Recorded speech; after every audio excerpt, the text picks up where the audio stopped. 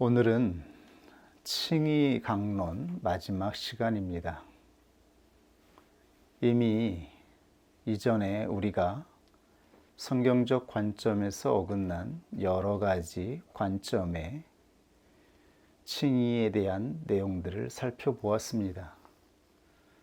그러면서 성경적인 관점으로 증거되었던 종교 개혁가들의 바른 칭의의 내용들도 이미 살펴본 바 있습니다. 그래서 오늘은 이 내용들을 잠시 간략하게 확인하고 정리하는 수준에서 오늘 말씀 강론을 마무리하고자 합니다. 그런데 오늘 저에게는 이 칭의 강론, 마지막 강론을 준비하면서 참으로 마음이 벅차고 기뻤습니다. 오늘은 아마 저의 인생에 가장 뜻이 깊은 날이 아닌가 생각이 됩니다. 칭의 강론을 증거하면서 저는 모든 교리 강론을 마무리하고 완결된 느낌을 갖습니다. 앞으로 성화의 교리, 보존과 견인, 영화의 교리까지 남아있는 부분이 있지만 칭의의 교리를 강론하고 증거하면서 제가 증거할 수 있는 모든 교리적인 내용들을 완결했다라고 하는 느낌을 갖게 됩니다. 그만큼 칭의에 관한 이 내용들은 우리에게 가장 핵심적이고 본질적인 하나님의 뜻을 나타내는 내용이 아닌가 싶습니다. 왜 이렇게 칭의 강론을 증거하고 외치는데 시간이 많이 걸렸을까요? 여러분들은 이 칭의에 대해서 주관적으로 확신하고 경험하기까지 얼마나 많은 시간이 걸리셨나요? 자연스럽게 우리 안에 들어와 있고 또 우리가 누리는 교회의 은혜로 말미암아 이 칭의의 교리는 교회의 교리로서 우리에게 접해져 있었지만 이 칭의 교리를 실제로 우리의 삶과 전인격적인 경험으로 느끼게 될 때까지는 참으로 오랜 시간이 걸리는 것 같습니다. 참으로 부끄러운 말씀이지만 저 개인적으로도 제가 22살 때 한국 나이로 22살 1989년도에 처음으로 하나님을 인격적으로 만나는 경험을 하고 그때 처음으로 인식하게 되었던 신앙의 인식이 죽음에 대한 두려움, 하나님 심판에 대한 공포였습니다. 거기에서 제 영혼을 구원할 수 있다면 제 영혼의 구원을 기대하며 하나님께 헌신을 서원하고 지금까지 35년 동안 충성스럽게 하나님을 섬기며 나아왔습니다. 그럼에도 불구하고 저는 지금 이때야 비로소 칭의에 관하여 비로소 주관적으로 분명하게 확신하고 이 모든 것을 인식하게 됩니다. 너무나 오랜 시간이 걸렸습니다. 중간중간에 칭의에 대하여 증거해 보고자 하는 시도도 했었지만 이것이 마음에 나의 신앙의 고백으로 확실하게 경험되고 느껴져서 외칠 수가 없어서 중단하곤 했습니다. 그러나 이때의 피로써 하나님이 우리에게 주신 이 의의 정체, 이 의가 무엇인지를 알게 되어 진정 기쁨으로 받아들이고 놀라운 복된 소식으로 선포할 수 있게 되었습니다. 그러면서 앞으로 남은 생애는 이 하나님이 주신 놀라운 복된 소식을 전하면서 살아갔으면 좋겠다라고 하는 소망도 가지게 됩니다. 이것이 칭의 교리를 접하여 제가 가지게 된 마음입니다. 아마도 칭의의 교리의 역사를 살펴보면 이것이 우리의 구원 여정의 인생의 여정과도 비슷한 것 같습니다. 아마도 칭의 교리에 대한 우리의 개인적인 경험은 교회의 역사를 대변하는 것 같기도 합니다. 초대 교회의 교부들은 그들에게 긴급한 상황, 기독론과 삼위일체론을 정립하느라 몰두하여 다른 것에 신경 쓸 여지가 없었습니다. 기독론은 예수 그리스도의 정체를 확립하는 것이죠. 이 땅에 오셔서 우리를 위해 죽으신 예수 그리스도. 예수 그리스도는 과연 누구이신가? 그가 진정 하나님의 아들이신가? 하나님의 아들이라면 그는 신인가 아니면 인간인가? 이 부분에 대한 명확한 진리를 확립하느라 초대교회는 300년의 시간을 가졌습니다. 이 300년의 시간을 통하여 교회는 예수 그리스도가 누구이신지, 그리고 그리스도가 보내신 성령과 성부 하나님과 예수 그리스도는 어떤 관계인지를 정립하였습니다. 그리고 AD 4세기에 이르러서야 비로소 펠라기우스에 대항하여 어거스틴이 칭의 교리를 발전시키게 되었죠. 펠라기우스는 인간의 구원에 관하여 사람의 의지로 구원을 얻을 수 있다라고 하는, 사람의 의지는 자유하다라고 하는 주장을 하게 되었습니다. 과연 사람의 의지는 태초 아담이 지은 죄로부터 분리되어 자유로운가? 과연 사람의 의지로 하나님이 받을 수 있는 의를 성취할 수 있는가? 이 문제에 대항하여 어거스틴이 영적 전투를 하면서 칭의 교리를 서술하게 된 것이죠. 그리고 대략 1000년이 지나서 1517년에 마틴 루터에 의하여서 드디어 의인은, 하나님이 만족하는 의인은 하나님의 법적인 선언이라고 하는 선포를 하게 되었던 것입니다. 드디어 성경에서 증거한 하나님의 의인은 하나님의 법적인 선언이라고 하는 정의가 교회 역사 1500년이 지나서야 선포되었던 것입니다. 이것이 바로 교회의 역사입니다. 교리는 교회의 역사를 하나의 명제로 정의하는 것입니다. 교회가 어떠한 유혹과 어떠한 영적인 싸움을 통하여 이 역사를 지탱하며 교회가 보존되었는지, 원수 마귀가 교회를 무너뜨리기 위해서 미혹한 것은 어떠한 내용인지에 대하여 정확하게 규명하고 있는 것이 바로 교리인 것이죠.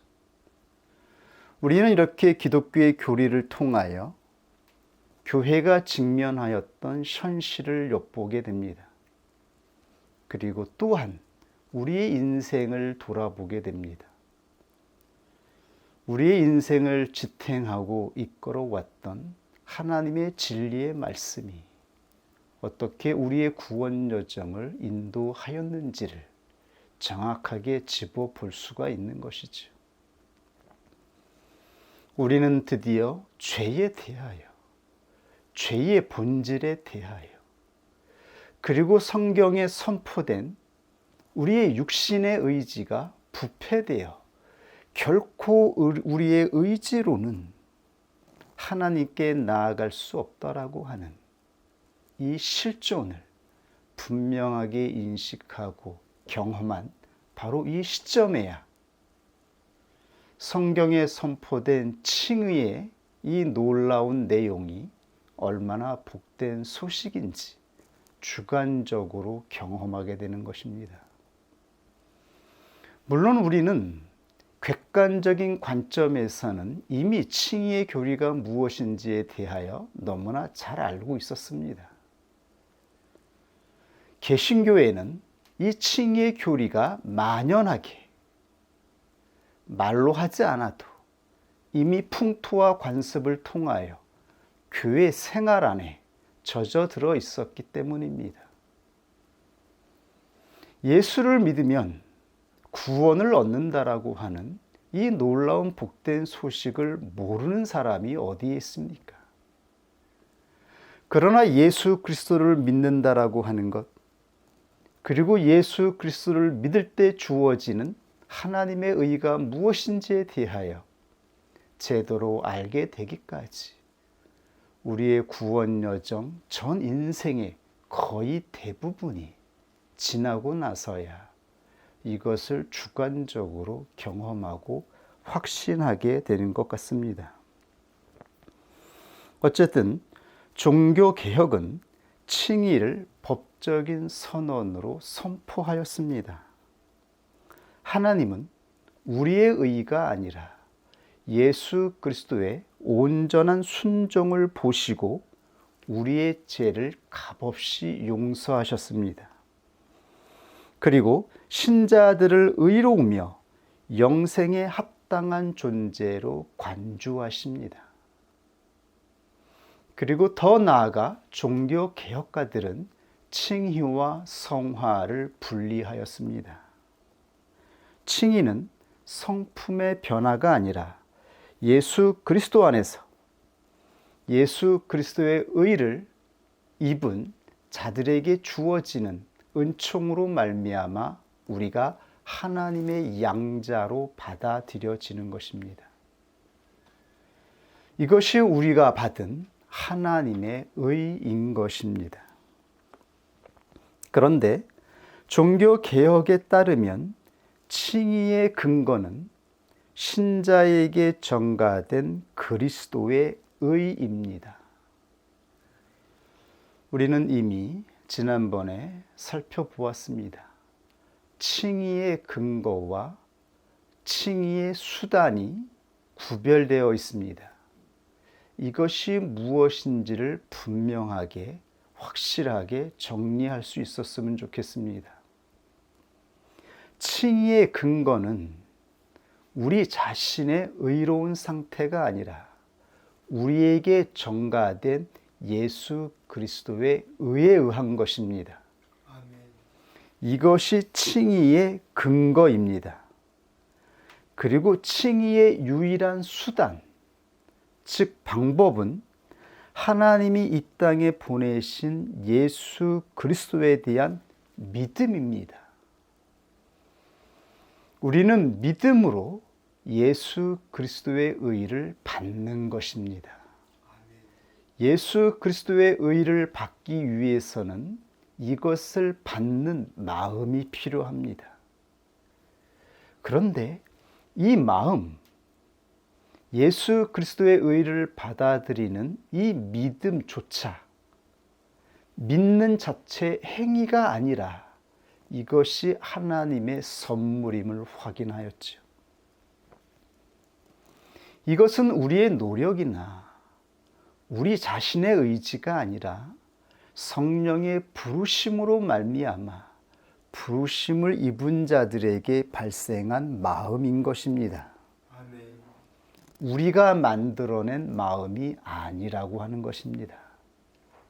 그래서 이것을 선물이라고 하는 것이죠. 우리는 믿음을 선물로 받고 먼저 이 믿음으로 말미암아 하나님의 의를 받은 자로서 이 믿음을 수단으로 하여서 믿음의 열매를 맺어가는 인생을 살아가는 것입니다. 아멘. 이것이 구원을 받은 그리스도인의 삶이라고 성경에 선포되어 있는 것입니다. 이것이 우리에게 무엇을 가르쳐 주고 있습니까? 우리는 어떻게 이 인생을 지탱할 수 있을까요? 우리에게 닥쳐오는 불같은 시험, 우리의 육체의 상태로 말미암아 발생하는 죄악된 현실, 우리는 무엇으로 하나님이 주신 이 구원 여정을 지탱하고 인내할 수 있는 것입니까? 바로 그 수단이 바로 믿음이라고 하는 것입니다.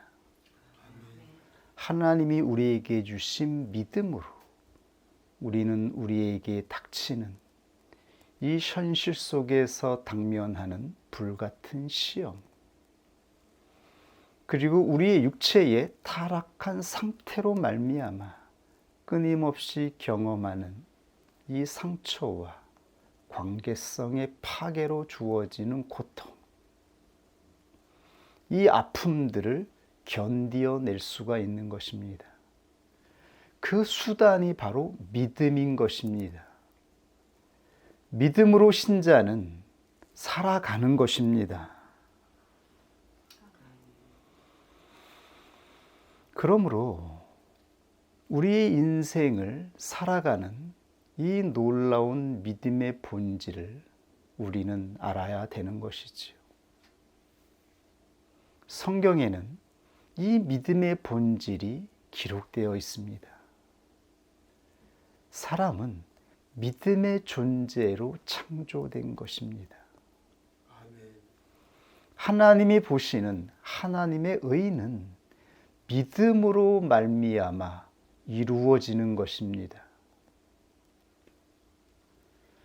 믿음으로 말미암아 관계성이 성취되는 것입니다. 믿음의 반대는 불신인 것이지요. 불신으로 말미암아 죄가 이 땅에 들어왔으며 하나님과의 관계성을 파괴하였습니다. 그리고 불신은 우리 인간의 본질적인 상태가 되었습니다. 우리는 하나님이 주신 놀라운 복된 관계성에서 이 불신의 상태를 피할 수가 없습니다. 그것이 바로 인류가 부패되었다라고 말하는 가장 핵심적인 상태인 것입니다. 누구를 만나든 그 사람이 어떠한 대상이든, 즉 우리 인생에 가장 소중한 사람을 만나고 가장 귀한 관계성을 가졌다 할지라도, 그리고 그 관계성의 연수가 10년, 아니 50년이 되었다 하더라도 불신이 한순간에 찾아오면, 그리고 불신은 한순간에 찾아옵니다. 그러면 그 소중한 관계성,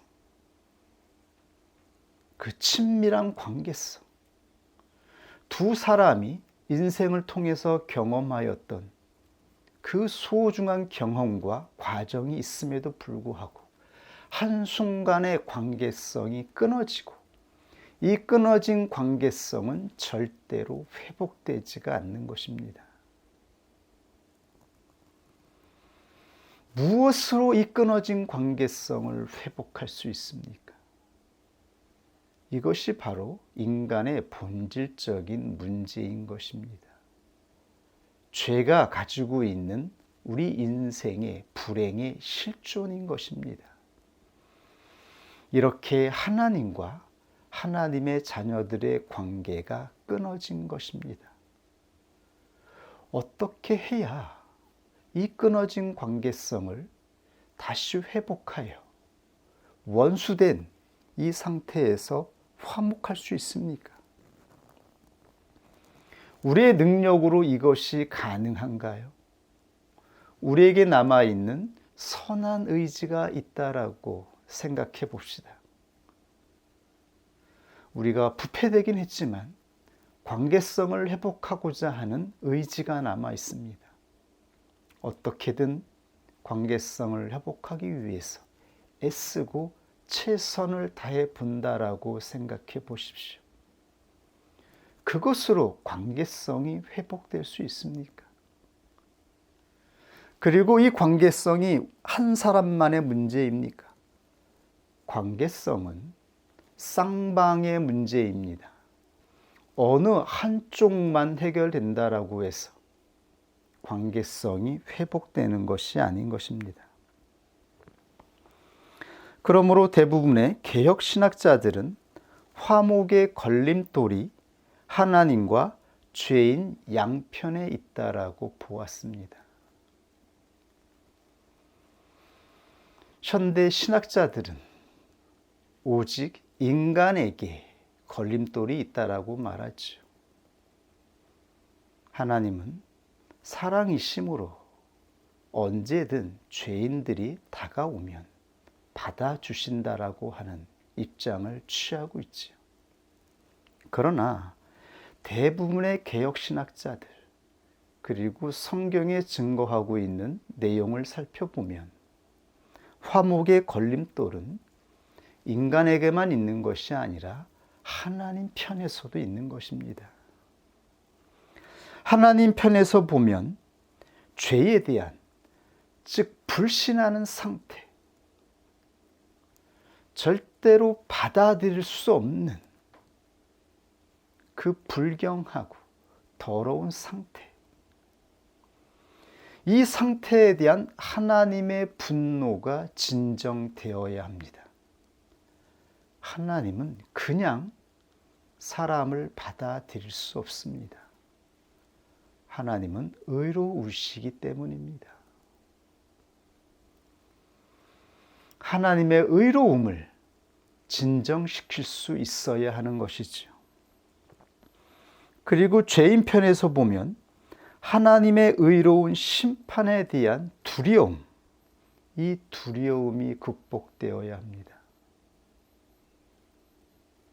이 두려움이 우리의 마음을 꺾고 우리가 다가가는 것을 멈추게 만들지.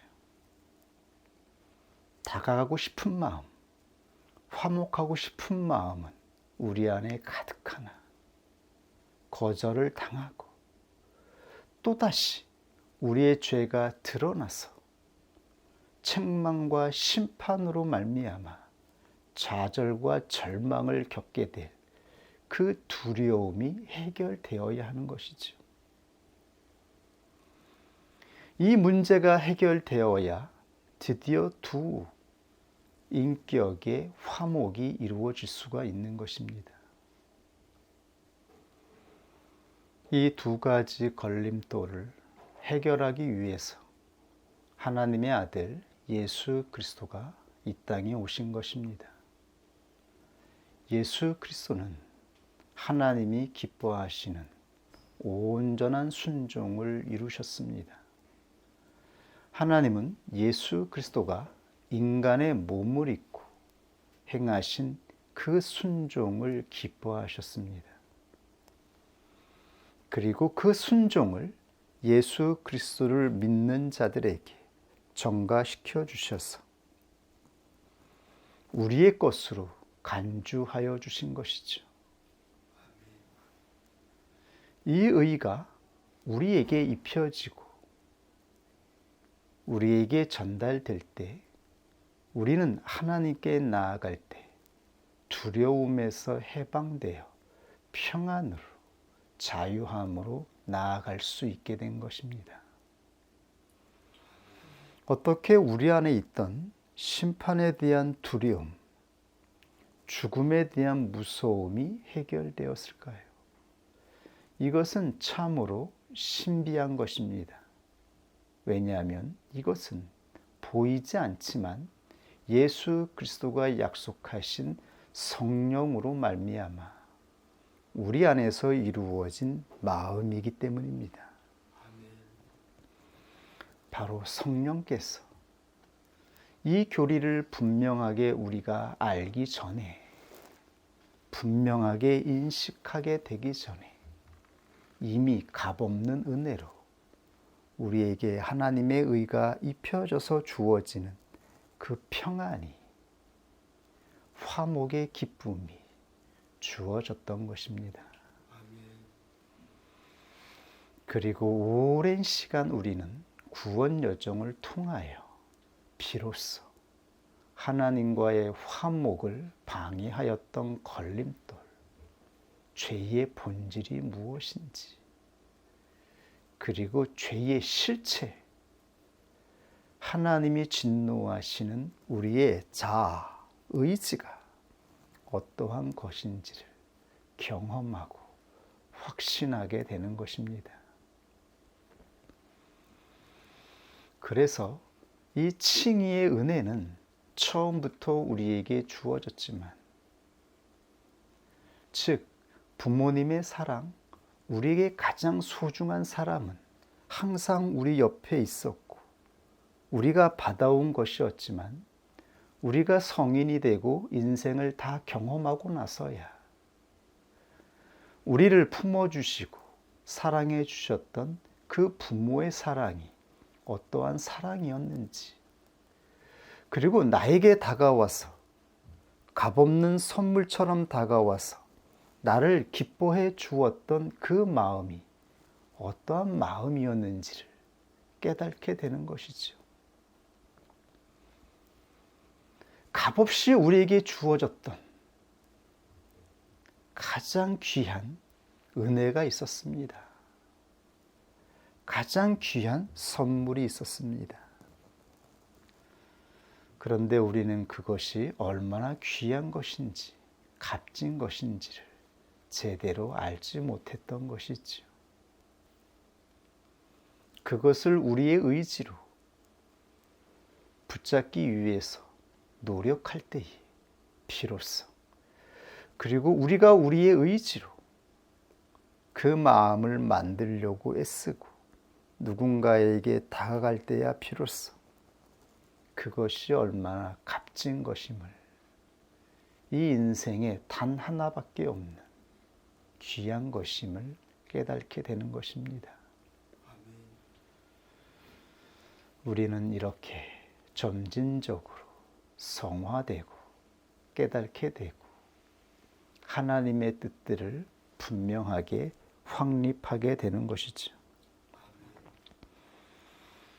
하나님 앞에 자신의 삶을 헌신하고 수도사로 지내며 하나님의 의를 만족시키기 위해 추구하였던 마틴 루터도 마찬가지였습니다. 마틴 루터는 하나님의 의가 능동적인 의미로 생각하였습니다. 그는 이 하나님의 의라는 문구를 불의한 죄인들을 벌하시는 하나님의 속성이라고 하는 능동적인 의미로 이해했습니다. 그리고 마틴 루터는 이 의를 만족시키기 위해서 수없이 애쓰고 노력하며 금욕하고 선한 봉사를 하며 나아갔습니다. 그의 영혼은 끊임없이 애쓰고 고투하였습니다. 그러나 그의 영혼 안에 쉼이 이루어지지 않았습니다. 하나님의 의가 만족된다라고 하는 그 경험, 확신이 이루어지지 않았습니다. 그러다가 사도 바울이 쓴 로마서 서신을 읽게 되었고, 이 로마서 서신을 연구하고 주석하면서 드디어 알게 되었습니다. 성령은 그에게 하나님의 놀라운 복된 소식이 무엇인지를 깨닫게 되었습니다.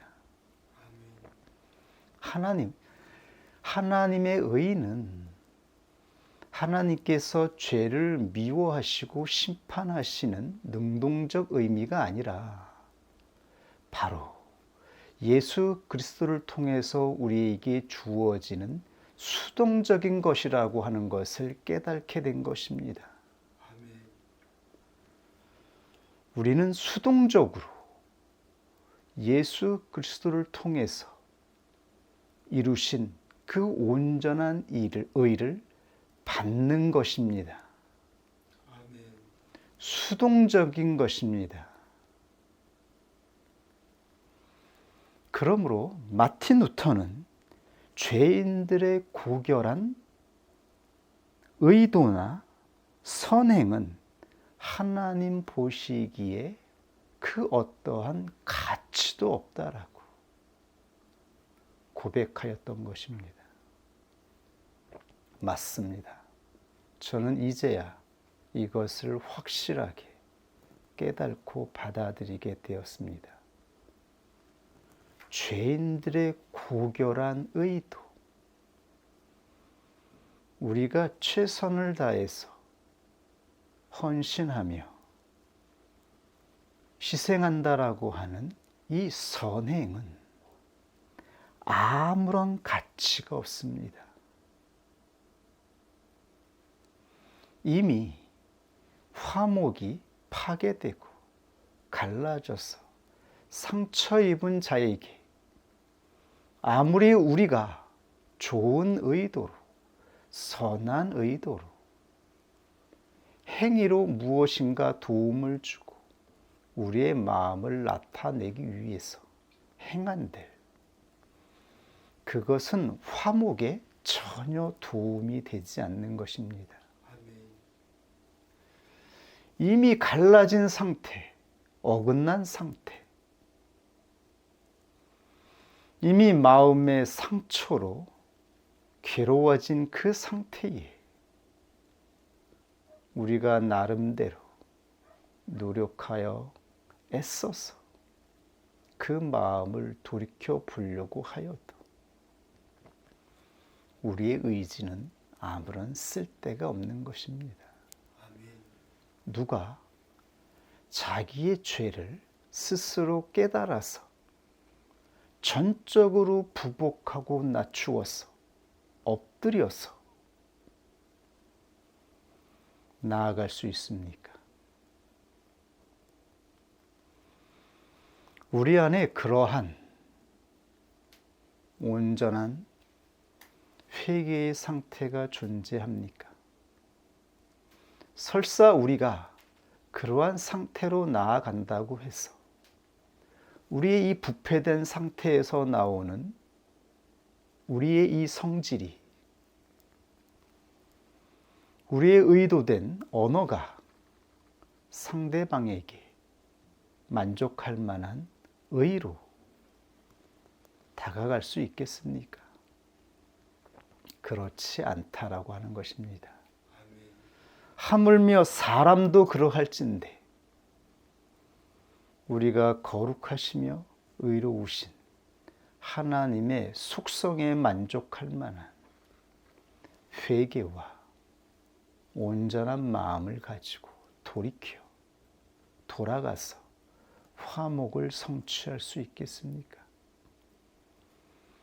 하나님은 그러한 마음을 보고자 하였지만, 그런 마음을 찾았지만 한 사람에게도 그러한 마음을 찾아볼 수가 없었습니다. 그래서 모든 사람이 죄를 지었으며 하나님의 영광에 이르지 못하게 되었다라고 선포한 것입니다. 이러한 우리들을 위해서 하나님의 의가 이 땅에 나타난 것입니다. 하나님이 작정하시고 하나님이 뜻하신 하나님의 의가 이 세상에 나타났습니다. 이 의는 하나님의 온전한 사랑을 가지고 나타났습니다. 하나님이 받을 만한 온전한 순종을 가지고 나타났습니다. 하나님이 기뻐할 만한 율법에 대한 완전한 상태를 가지고 나타났습니다. 하나님은 이 인자를 대표로 모든 인간들을 간주하신 것입니다. 죄인된 인간을 대표로 하여 하나님이 이 땅에 보내신 예수 그리스도의 육신으로 행하신 그 의를 보시고 죄인된 우리들을 받아들이시기로 하나님은 흡족하게 결정하신 것입니다. 아멘. 우리의 교재를 보면 참으로 신기한 언어를 하나 사용하고 있더라고요. 그것은 개혁주의가 말하는 칭의는 구주의 속죄의 죽음을 믿는 이들에게 하나님께서 그리스도의 진기한 의를 전가하시는 것을 뜻한다. 이러한 문장이었어요. 하나님께서 그리스도의 진기한 의를 전가하시는 것. 이것이 바로 개혁주의가 성경을 통해서 발견한 칭의의 정의입니다. 여기서 진기하다라는 말은 영어 원문을 달아놨어요. 옆에다 에일리언이라는 뜻이에요. 에일리언은 외계인, 이방인이라는 뜻을 가지고 있습니다. 이것은 참으로 기이하고 진기하고 우리나라에서 볼 수 없는 것을 의미합니다. 전혀 생소하고 이상해 보이기까지 합니다. 이것이 바로 하나님께서 우리에게 전가시켜 주신 예수 그리스도의 의라고 말씀하고 있는 것입니다. 아멘. 왜 진기합니까? 종교개혁가들은 이 의가 외부에서 주어지는 것이기 때문에 진기하다라고 말합니다. 우리의 것이 아니라고 하는 것이죠. 우리 안에 있지 않은 것임에도 불구하고 외부에서 주어지는 것으로 의롭다함을 받게 된다라고 하는 것입니다. 아멘.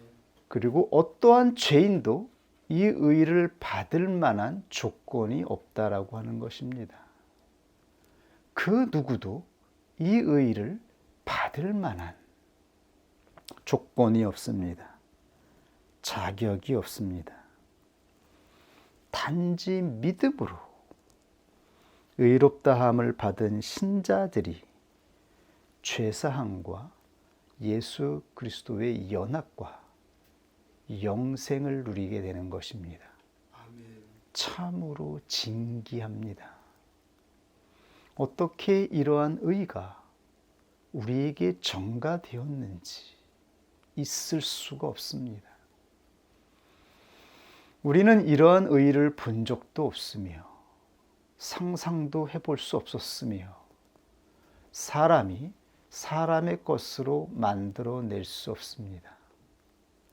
이것은 참으로 복음이며 만세전에 감추어져 있던 하나님의 놀라운 경륜 속에 숨어져 있던 비밀인 것입니다. 아멘. 이 놀라운 비밀스러운 의가 드디어 이 땅에 나타났다라고 말씀하고 있는 것입니다. 아멘. 그리고 성령을 통하여 부르심을 입은 자들에게 믿음이라고 하는 이 마음을 선물로 주셔서 예수 그리스도의 의를 받을 수 있게 하였다라고 하는 것입니다. 아멘. 참으로 놀랍고 진기하며 값진 것입니다. 아마도 우리 인생에서 우리가 받았던 그 놀라운 기쁨과 행복도 이렇게 주어진 것이 아닌가 싶습니다. 우리 자신의 노력이나 의지로 취하거나 만든 것이 아니었습니다. 언제나 우리에게 주어졌던 진기한 이 행복은 값없는 선물로 주어지는 방식이었습니다. 아멘. 그렇게 하나님의 은혜가 우리에게 주어졌습니다. 그리고 우리는 부르심을 따라 하나님의 택함을 입어 이 구원 여정을 걸어오면서 성령의 인도함과 깨닫게 하심과 경험케 하심으로 말미암아 드디어 이것이 얼마나 복된 것인지를 분명하게 경험하고 확신하게 됩니다. 이제 우리에게 남아있는 생애, 이 남아있는 생애가 있다라는 것만으로도 참으로 감사를 올려드립니다. 아멘. 우리가 몇 년을 얼마나 더 이 인생을 살아갈지는 모르겠지만 하나님이 우리에게 주신 이 복된 소식, 복음을 전하고 고백하는 자로 살아갈 수 있기를 원합니다. 아멘. 하나님은 요한계시록에 있는 교회를 향하여 말씀하였습니다. 죽도록 충성하라. 아멘. 하나님의 가장 진귀하고 값진 은혜를 받은 자로서 죽도록 충성하라. 이 말은 죽기까지 하나님이 주신 믿음을 붙잡고 인내하라는 말씀입니다. 아멘. 우리에게 믿음을 주셨습니다. 이 믿음을 방편으로 하여 모든 시험을 이기고 육체의 정욕을 따라가고자 하는 이 육체를 이기고 끝까지 견디어내서 하나님의 복음을 붙잡고 이 복음을 간직한 자로 이 인생을 결산할 수 있기를 원합니다. 아멘. 우리 같이 하나님이 주신 말씀 앞에 함께 기도드리겠습니다.